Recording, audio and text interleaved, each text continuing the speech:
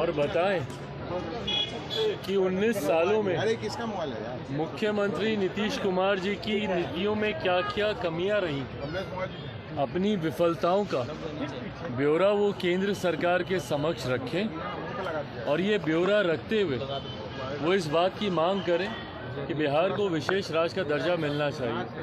भाई देखिए, हम लोग पूर्णतः इस बात के समर्थन में हैं कि बिहार को विशेष राज्य का दर्जा मिलना चाहिए, पर जब हम या मुख्यमंत्री नीतीश कुमार जी विशेष राज्य के दर्जे की मांग करते हैं तो उनको इस बात को भी स्वीकारना होगा कि 19 साल में मुख्यमंत्री नीतीश कुमार जी की नीतियां बिहार की अर्थव्यवस्था को, बिहार के इंफ्रास्ट्रक्चर को, बिहार में पर कैपिटा इनकम को बढ़ाने में नाकाम रही हैं। यही कारण है कि बिहार में आज भी आज़ादी के 75 साल के बाद भी बिहार को एक विशेष राज्य के दर्जे की मांग करने की ज़रूरत पड़ रही है। और हकीकत है, बिहार का विकास मुख्यमंत्री जी की नीतियों से नहीं होगा। विशेष राज्य का दर्जा जब तक नहीं मिलता और उस दर्जे में भी साथ में जब तक सेंटर की मॉनिटरिंग नहीं होगी तब तक बिहार का विकास नहीं हो सकता। बिहार एक ऐसा राज्य है जहां पे केंद्र सरकार की योजनाओं की आई हुई राशि तक भ्रष्टाचार की देन चढ़ जाती है। विभिन्न केंद्र सरकार की योजनाओं में जो राशि केंद्र सरकार बिहार को भिजवाती है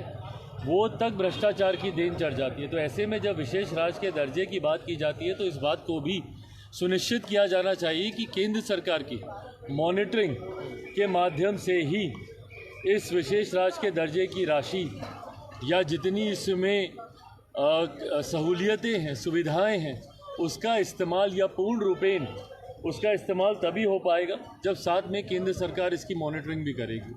सर, लालू प्रसाद यादव हाल के दिनों में कैसे देखते हैं? लगातार वो चुनावी बिहार में उनको कोई सुनता नहीं है। बनारस आएंगे रैली करने। भाई जो मुख्यमंत्री बिहार की जनता को बिहार की जनता ने जिनको अस्वीकार कर दिया हो, वो सोचते हैं कि दूसरे राज्य की जनता उनको सुनना चाहेगी। और अगर वो बनारस जाएंगे, मुझे बताए ना क्या लेकर जाएंगे वो? बनारस पूर्वांचल में ही है।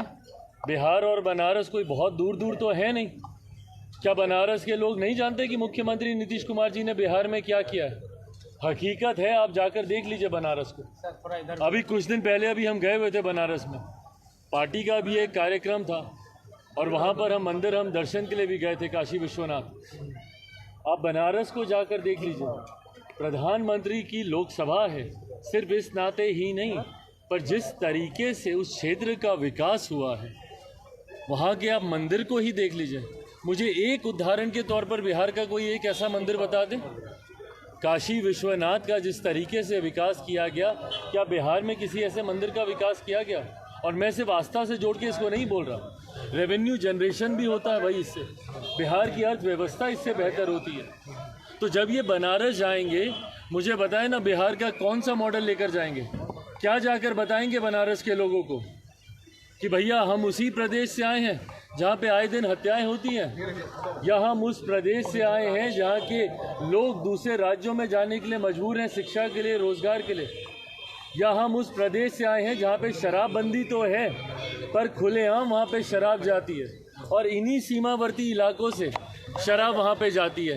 क्या बताएंगे मुख्यमंत्री वहाँ पर जाकर? देखिए, प्रधानमंत्री के सामने जाकर उनको सिर्फ चुनौती देना, उसके पीछे आपके पास शब्द भी तो होने चाहिए, आपके पास भी तो उदाहरण होने चाहिए। जब पहली बार हमारे प्रधानमंत्री गुजरात से जब देश के प्रधानमंत्री बनने की दावेदारी लेकर आए थे तो वो एक गुजरात मॉडल लेकर आए थे। मेरे मुख्यमंत्री बताएं उनके पास क्या मॉडल है? सिर्फ वहाँ पर जाकर उनके सामने अपनी बेइज्जती कराना ये उचित नहीं है ना। बिहार कांग्रेस के सांसद के घर 300 करोड़ की ईडी ने छापेमारी हुई है, कैसे देखते हैं? भाई हम इसमें क्या देखेंगे? बताएं यहाँ पे बिहार कांग्रेस के लोग, ये लोग जो बहुत विकास की बातें करते हैं, ईमानदारी की बातें करते हैं, हाथ कंगन को आरसी किया, ये तो सामने सामने की बात है ना, इसको तो झुटलाया नहीं जा सकता।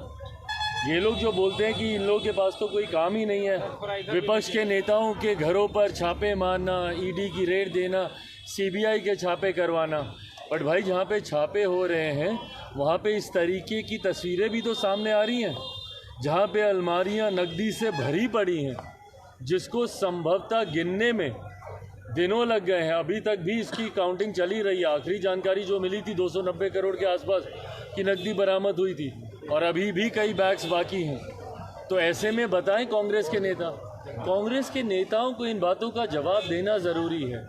ये लोग जो बात बात पे विक्टिम कार्ड खेलते हैं कि हम ही लोगों के साथ ऐसा, हम ही लोगों के साथ ऐसा, भाई इसीलिए क्योंकि ये तस्वीरें सामने आ रही हैं। बताएं कांग्रेस के नेता कि भाई ये तस्वीरों को क्या वो झुठला सकते हैं?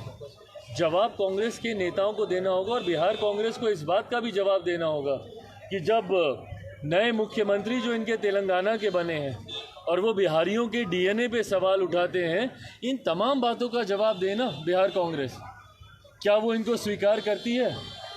राहुल जी जब भारत जोड़ो यात्रा पर निकलते और संभवतः चर्चा हो रही है कि दूसरा चरण होगा, दूसरा चरण ईस्ट टू वेस्ट या वेस्ट टू ईस्ट होगा, संभवतः इस बार वो बिहार भी आएंगे। तो जब वो बिहार अगर वो आएंगे तो क्या वो इस बात से सहमत हैं कि जब तेलंगाना के डीएनए को बिहार के डीएनए से बेहतर तेलंगाना के नए मुख्यमंत्री जो कि कांग्रेस के हैं, जब वो इन बातों को कहते हैं? हकीकत है कि कांग्रेस की फजीयत सिर्फ इसी बात से होती है और कांग्रेस जनता के बीच अपना विश्वास नहीं बना पाती इन्हीं कारणों की वजह से, जहां इनके लोग भूल जाते हैं कि कांग्रेस, अगर या तो आप मान लीजिए भैया कि एक क्षेत्रीय पार्टी ही बनकर रह गई है कांग्रेस, अगर सिर्फ तेलंगाना में ही कांग्रेस को राजनीति करनी है तो ये बयान बिल्कुल सही है भैया। फिर आप बाकी राज्यों के डीएनए को आप गाली दीजिए, एक क्षेत्रीय दल बन के रह जाइए। पर अगर आप एक राष्ट्रीय पार्टी हैं और राष्ट्रीय पार्टी अगर आप अपने आप को बनाए रखना चाहते हैं तो इस तरीके से क्षेत्रवाद नहीं चलेगा। अब एक राज्य को आप गाली देंगे और दूसरे राज्य में राजनीति करेंगे। एक सवाल और है, खूब हो रहा है के पाठक जिस तरीके से शिक्षा विभाग को लेकर, अरे प्रभु के पाठक जी का कार्य वही जाने किस तरीके से वो बिहार में कार्य करना चाहते हैं और मुख्यमंत्री जी क्यों उनकी इन गलत बातों को, गलत फैसलों को और आए दिन उनके विवादित फैसलों को क्यों संरक्षण देते हैं, वो के पाठक जी जाने। और उनके लिए कई नेता है, कांग्रेस के कई नेता है जो के पाठक के विरोध कर रहे हैं, इस्तीफे की मांग करेंगे, फिर भी मुख्यमंत्री जी कोई संज्ञान नहीं ले रहे। तो भाई मुख्यमंत्री बताए ना कि क्यों इनके इतने दुलारू हैं ये, जब उनका विरोध बिहार की जनता तक करती है, उनकी नीतियों को लागू करने के बाद जब वापस लेना पड़ता है, विवाद होते हैं, उसके बाद भी मुख्यमंत्री क्यों उनका संरक्षण कर रहे हैं? हाँ सर, हाल के दिनों में लालू प्रसाद यादव तिरुवनंतपुरम बालाजी गए थे और भाई वो व्यक्तिगत अपने कार्यक्रम से गए और थे। मुख्यमंत्री नीतीश कुमार भी रात में गायत्री महायज्ञ में शामिल हुए हैं और इसी दल के लोग सनातन को कभी गाली दिया करते थे। भाई सवाल तो हम लोग का यही उठता है ना, सनातन को गाली ही नहीं दिया करते थे। सनातन धर्म को जब समाप्त करने की बात होती है तो उस पर ये लोग खामोश रहते हैं। तथाकथित जो इंडिया अलायंस है उसमें एक बार इसके विरोध में वो लोग बात करना ज़रूरी नहीं समझते। सनातन को गाली दी जाएगी, उस गठबंधन में ये लोग रहेंगे, पर उसके बाद इसी धर्म का पालन ये लोग अपने व्यक्तिगत कार्यों के लिए या अपने और मनोकामनाओं को पूरा करने के लिए करेंगे। तो ये दोहरी रणनीति सही नहीं ना। एक तरफ बीपीएससी से बहाली ना हुआ।